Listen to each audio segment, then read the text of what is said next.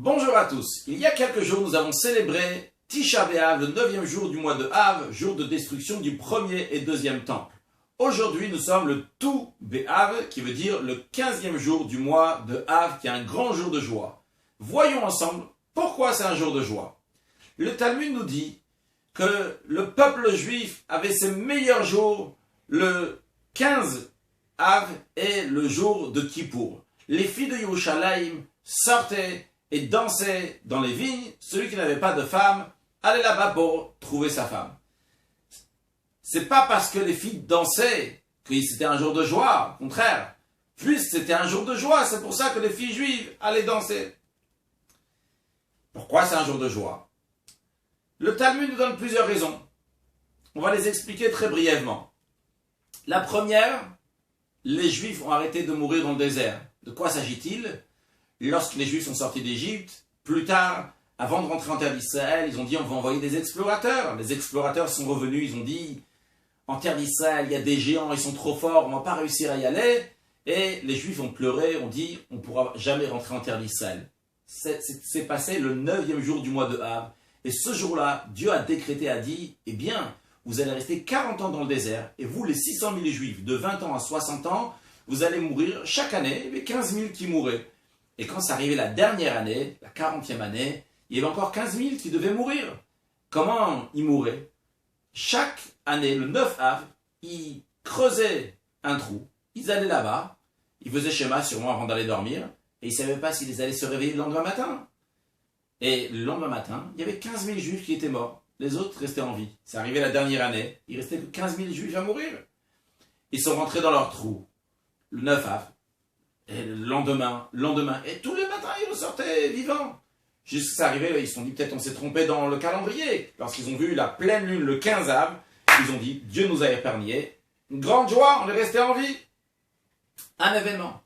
Deuxième événement, lorsque les Juifs sont entrés en terre d'Israël, pour pas qu'il y ait des mélanges de territoires entre les tribus, une fille qui n'avait pas de frère, donc c'est elle qui héritait, par exemple, je suis de la tribu de Réhouven et j'ai que des filles, mes filles vont mériter après 120 ans, donc si ils vont se marier avec quelqu'un de la tribu de Shimon, mon territoire qui appartenait dans la tribu de Réhouven va aller dans le territoire, dans la tribu de Shimon. C'est la raison pour laquelle que toutes les filles qui n'avaient pas de frère devaient se marier uniquement avec leur tribu. Encore une chose, plus tard, la tribu de Binyamin s'est mal comportée. Il y a écrit dans Shoftim, dans les Juges, chapitres 19 et 20, ce qu'ils ont fait. Et à cause de cela, les Juifs ont dit, on ne va pas se marier avec les filles de la tribu de Binyamin. Et des années plus tard, c'était le 15 Av, ils ont annulé ces deux décrets. Maintenant, les filles juives peuvent se marier avec toutes les tribus, et on peut se marier avec les filles de Binyamin. Un jour de joie. Encore une chose qui est arrivée le 15 Av. Pour comprendre cela, vous connaissez tous David Amalek, le roi David, son fils Salomon. Il avait donc un petit-fils, Rehoboam, qui a régné, mais il y a eu un malentendu. Et là, il y a 10 tribus du peuple juif qui sont partis avec un autre roi qui s'appelait Yerovam. Donc Rehoboam avait que 2 tribus et il siégeait à Jérusalem, à Yerushalayim. Vous savez qu'il faut aller 3 fois par an à Jérusalem. Maintenant, à Jérusalem, qui est-ce qui était roi là-bas? La lignée du roi David. Donc ce Yerovam ne voulait pas que ces 10 tribus vont aller à Yerushalayim voir l'autre roi et peut-être ils vont s'attacher à lui. Donc qu'est-ce qu'il a fait? Il a mis des barrières, des endroits, donc des blocages pour qu'on ne va pas pouvoir aller à Yerushalayim. Des années plus tard, un de ses arrière-petits-fils, Oshéa, il a enlevé ces barrières, il a dit tout celui qui veut aller à Yerushalayim, il peut y aller. C'était quand? C'était le 15 Av.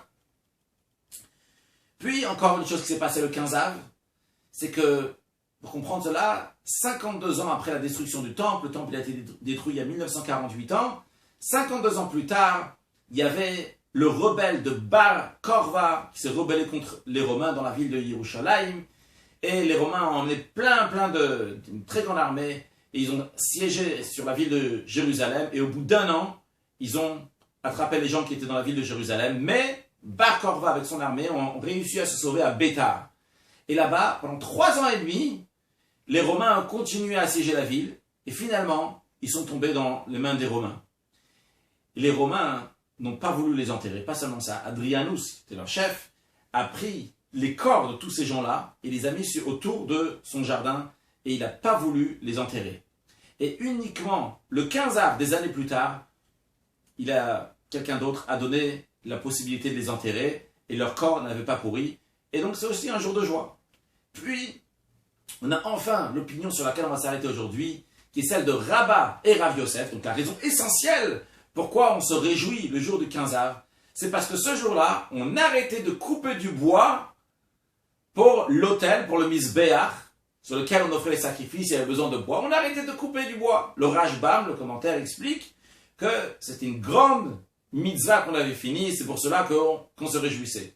Rabbi Eliezer Agadol rajoute, il dit, à partir du 15 av, le soleil s'affaiblit, donc on ne coupe plus du bois pour le misbéach, pour l'autel, parce que les bois ne doivent pas avoir de verre quand c'est sec. Donc les bois n'ont pas de verre, mais quand le soleil s'affaiblit, il y a plus d'humidité, donc il peut y avoir des vers, donc ils ne sont pas bons pour l'autel. Puis on a Rav Menachia qui dit, et ce jour-là, ce 15 av, qu'on a arrêté de couper du bois, est un si grand jour, on l'appelait le jour de Tvar Magal, le jour où on cassait les haches avec lesquelles on coupait du bois. Ok, cela le Talmud nous raconte. Alors on peut comprendre que les Juifs ont été épargnés la dernière année, donc 15 000 Juifs sont restés en vie, c'est un grand jour de joie. Les filles juives peuvent se marier avec plus de Juifs, c'est un jour de joie. Que les Juifs peuvent monter à Jérusalem, c'est un jour de joie. Qu'on a laissé enterrer des gens qu'on n'avait pas laissé enterrer pendant très longtemps, c'est un jour de joie. Mais, a priori, il semble que la raison essentielle, qui est celle de couper du bois, on a arrêté de couper du bois, c'est pas si joyeux que ça. Pourquoi on en fait une si grosse histoire que ça? En plus, a priori, la raison pourquoi on a arrêté de couper du bois, c'est parce qu'on ne pouvait plus couper du bois. C'est le 15 av, le soleil s'affaiblit. Et on en fait toute une histoire, et Rav Menachia, il rajoute, il dit, vous savez quoi? En plus, on cassait les haches ce jour-là. Quelle la joie, pourquoi on marque ce jour-là, on l'appelle avec un nom spécial. En plus que casser les haches, c'est pas si évident que ça, on n'a pas le droit de faire baltacherie, d'abîmer des choses que Dieu nous a données. Et là, juste comme ça, on cassait les haches. Ça, mon explication est la suivante. Le 15 av vient à la suite du 9 av. La raison essentielle pourquoi on jeûne le 9 av, c'est à cause de la destruction du premier temple et du deuxième temple qui a été détruit à cause de la haine gratuite. Les Juifs étudiaient la Torah, faisaient la charité, mais il n'y avait pas d'amour. Au contraire, il y avait la haine gratuite, c'est ça ce qui a amené à la destruction du temple. Et lorsque ça arrive le 15 av, maintenant on va arranger ce qui s'est passé le 9 av et arranger la cause de la destruction. Donc en le rajoutant dans l'amour gratuit. Et deuxièmement, faisons tout pour que le temple va être construit, on pourra faire ce qu'il faut là-bas. Et justement, ça s'exprimait dans le fait de couper du bois pour le misbéach, pour l'autel. Comment cela? Quand on coupait ce bois, et après on l'offrait sur l'autel. Par exemple, moi j'ai coupé du bois, et je l'amène pour que les gens vont s'en servir. Je l'amène pas pour moi personnellement, pour mon sacrifice. Je l'amène même pas seulement pour les sacrifices communautaires dans lesquels j'ai aussi une part. Je l'amène pour tous les Juifs, même des Juifs que je connais pas. Et ils savent même pas que c'est moi qui l'ai offert. C'est le plus haut niveau de tzedaka, de charité qu'il y a, que ni celui, moi je ne sais pas à qui j'ai donné, ni celui qui reçoit sait qui est-ce qui lui a donné. Et tout le monde va en profiter. Même quelqu'un qui a un fauteur, il amène un sacrifice expiatoire. Je lui donne de tout cœur ce bois pour qu'il va pouvoir en profiter. Et même quand ça arrive le 15 av, que maintenant ce bois-là, il a une valeur beaucoup plus importante parce que c'est pas si facile de le trouver. Et j'offre quand même ces bois. C'est une avat Israël, un amour du prochain extraordinaire. Et en plus, cette tzedaka, cette charité, cet amour du prochain est étalé sur plusieurs mois parce que jusqu'au mois de Nissan, la période de avril, de Pessah, on va pas pouvoir couper du bois encore. Et chaque jour, on va pouvoir s'occuper, on va pouvoir prendre du bois que moi j'ai amené pour que d'autres Juifs vont en profiter. Ça, c'est une très grande tzedaka. Donc l'amour du prochain se trouve ici en coupant du bois pour les autres. Et c'est pour ça d'ailleurs que Rabbi Eliezer rajoute, il dit tu sais, à partir de ce jour-là, on ne pourra plus couper du bois. Le fait de donner du bois ce jour-là, ou jusqu'à ce jour, même après, mais du bois qu'on a coupé jusqu'à ce jour-là, c'est un amour du prochain extraordinaire. Et par cela, on a le deuxième point aussi. C'est quoi le point essentiel du Beth Hamikdash du temple? Le Rambam Maïmonide dit que le but, pourquoi on construit le temple, c'est qu'il y a un endroit où on puisse offrir les sacrifices. Maintenant que j'ai offert du bois, il y a un endroit où on peut offrir les sacrifices. L'essentiel du temple est là. Donc la raison pourquoi le temple a été détruit, la haine gratuite est annulée. Parce qu'au contraire, il y a l'amour du prochain. Et il y a aussi la possibilité maintenant de construire le temple. Donc on voit de construire le temple, c'est-à-dire que le temple va être fonctionnel et faire son but essentiel. Et là donc on voit la hardoute, l'union du peuple juif, qui est soulignée particulièrement lorsque ça arrive ce jour-là, le jour du 15 avril. C'est la raison pour laquelle aussi Rav Menashe vient nous souligner, il nous dit que ce jour-là, on cassait la hache. Qu'est-ce que c'est qu'on cassait la hache? Pourquoi il y a besoin de casser la hache? On a dit a priori, c'est pas bien de jeter des choses que Dieu nous a données. Mais la hache, évidemment, c'est en fer. La Mishnah nous dit qu'il n'y avait pas de fer dans le temple. Pourquoi? Parce que le fer a été créé pour raccourcir la vie de l'homme. Par contre, le misbéach, l'autel, a été créé pour allonger la vie de l'homme. Donc, c'est des choses qui sont contradictoires. Donc maintenant, lorsque ça arrive un jour, on rajoute de l'union entre les Juifs. On fait tout pour que le temple va exister. On dit, c'est fini maintenant. Toutes les choses négatives, ils vont partir. Pas seulement le fait de couper le bois, c'est pas juste une préparation, etc. pour après les sacrifices. Mais quand on va casser maintenant la hache, on va annuler la possibilité de la destruction du temple. Maintenant, on casse la hache, on casse toutes les parties négatives. Parce que la hache, tant qu'elle est là pour servir pour le temple, on est prêt à la garder. Mais dès qu'on ne va plus s'en servir, il reste que la partie négative de ça, hop, ça aussi on enlève.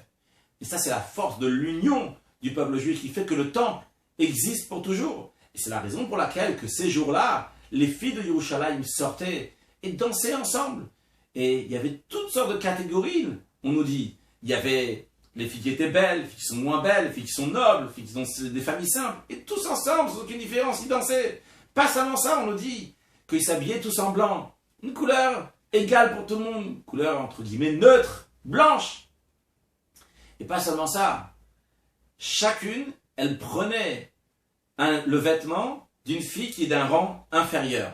La fille du roi, elle prenait le vêtement blanc de la fille du Kohen Gadol, du grand prêtre. La fille du grand prêtre, du vice du grand prêtre, du remplaçant du grand prêtre. Elle, après, ce qu'on appelle le Meshuach Milchama, celui qui est oint, après, d'un Kohen, la fille de ce Kohen-là, elle prenait la fille d'un Kohen qui est idiot, un fille qui est ordinaire. Et la fille d'un Kohen idiot, d'un Kohen ordinaire, prenait d'un simple juif, des juifs qui ne sont pas Kohen, qui n'ont rien de spécial. Donc on voit que chacune partageait, il y avait la hardoute, il y avait l'union ce jour-là. Et ça correspond à la conclusion de ce que le Talmud nous dit là-bas dans Ta'anit, que Dieu va faire une ronde à tous les tzadikim, à tous les justes. Tous les juifs sont justes dans le Gan Eden, dans le paradis. Et la ronde, encore une fois, c'est l'idée que tout le monde, il n'y a pas de début, il n'y a pas de fin. On est tous en rond, on est tous exactement les mêmes. Et Dieu va se mettre au milieu et on va pouvoir tvar magal, couper, casser les haches, casser le négatif, casser le fer, casser les choses qui abîment la vie. Au contraire, qu'il y aura une longue vie, qu'il y aura la résurrection des morts déjà, que tout le monde pourra avoir Chaim Nitzrim, une vie éternelle. Et comme le Talmud nous dit, à ce moment-là, on dira, voici, on pourra montrer Dieu du doigt dans cette danse-là, on pourra montrer Dieu du doigt et voir, voilà, ça c'est Akadosh Baruch Hu, ce Dieu-là à qui on a eu l'espoir jusqu'à présent. Alors ça c'est le jour de Tou B'Av. Et le Talmud conclut, il dit qu'à partir du jour de Tou B'Av, celui qui rajoute dans l'étude de la Torah, eh bien, particulièrement la nuit, eh bien, Dieu lui donne une longue vie. On souhaite à tout le monde une longue vie avec une bonne santé, avec tout ce qu'il a besoin, et que très prochainement s'accomplisse ce que le prophète nous dit, que Ve'amar bayomahu hinelo kenuze, kivinu lo veyoshienu, ze Hashem kivinu lo, nagila venismecha bishuato, qu'on montre Dieu du doigt à Yerushalayim, à Jérusalem, avec Mashiach. Now, une excellente journée.